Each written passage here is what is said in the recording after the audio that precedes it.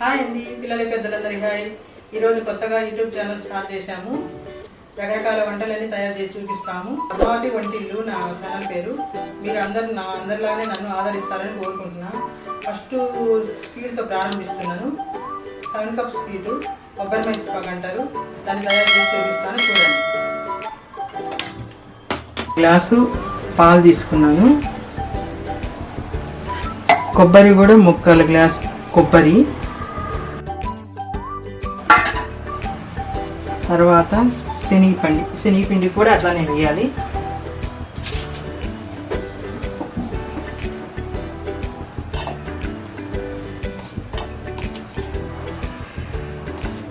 ఈ ముక్కల గ్లాసు నెయ్యి కూడా వేయాలి.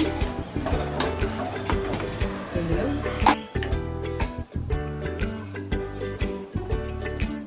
కలుపుతూనే ఉండాలి. ఇది వంట కట్టుకొస్తుంది, గడ్డ కడుతుంది శనగపిండి.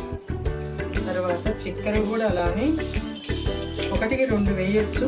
మేము తీపి ఎక్కువ తినాం కాబట్టి 1కి 2 వేయాలి. మామూలుగా నేను 1కి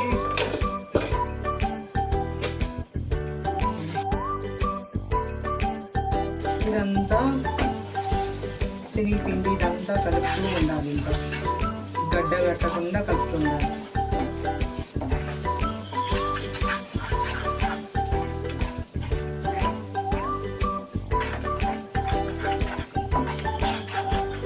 చాలా బాగుంటుంది, చాలా రుచికరంగా ఉంటుంది కూడా. ఒకసారి తిన్నారంటే మళ్ళీ చేసుకొని తింటారు. అందులోకి యాలకులు కొట్టేస్తున్నా. నేను ఒక 6 యాలకులు తీసుకున్నా.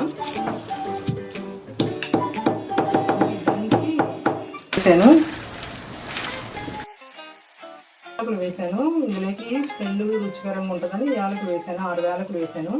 మంచి స్మెల్ వాసన వస్తుంది. అందుకని ఒక 5-6 వేలకు వేసాను. రావాలి, నురుగలాగా రావాలి. అప్పుడు పూర్తిగా అయిపోయినట్టు. ఇప్పుడు జిగటగానే ఉంది, ఇలా తిప్పుతూనే ఉండాలి. అని చేసుకోండి, ఈ కొలతతోనే చేసుకోండి. స్వీట్ కావాలనుకుంటే ఎక్కువ 2 వేసుకోవచ్చు, లేదా నేనైతే తక్కువ తింటారు కాబట్టి 1 వేసాను నేను. మీరు 2 వేసి ఎక్కువ తినే వాళ్ళైతే ఎక్కువ వేసుకోవచ్చు.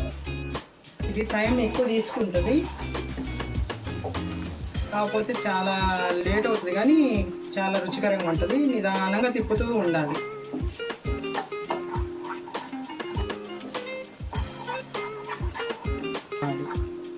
అప్పుడు పూర్తిగా అయిపోయినట్టు. ఇప్పుడు జిగటగానే ఉంది, ఇలా తిప్పుతూనే ఉండాలి. ఇంకా అయిపోయింది.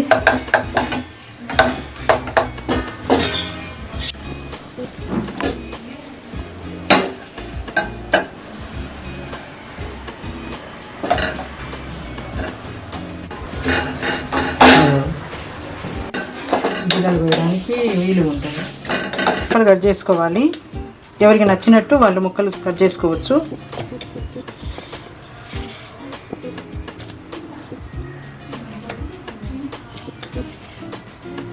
అయిపోయింది. కొబ్బరి ముసుపాకు రెడీ అయింది. చాలా బాగా వచ్చింది, చాలా రుచికరంగా ఉంది. మీరు కూడా ఇలానే చేసుకొని తిని చూసి నాకు కామెంట్ బాక్స్లో కామెంట్ పెట్టండి. నా ఛానల్ని సబ్స్క్రైబ్ చేసుకోండి. మీరు ఎప్పుడు ఆదరిస్తారని నన్ను రకరకాల వంటలన్నీ చేసి చూపిస్తాను. ఈజీగా చేసుకునే విధంగా ఈ రకంగా మీరు నన్ను ఆదరిస్తారని కోరుకుంటున్నాను.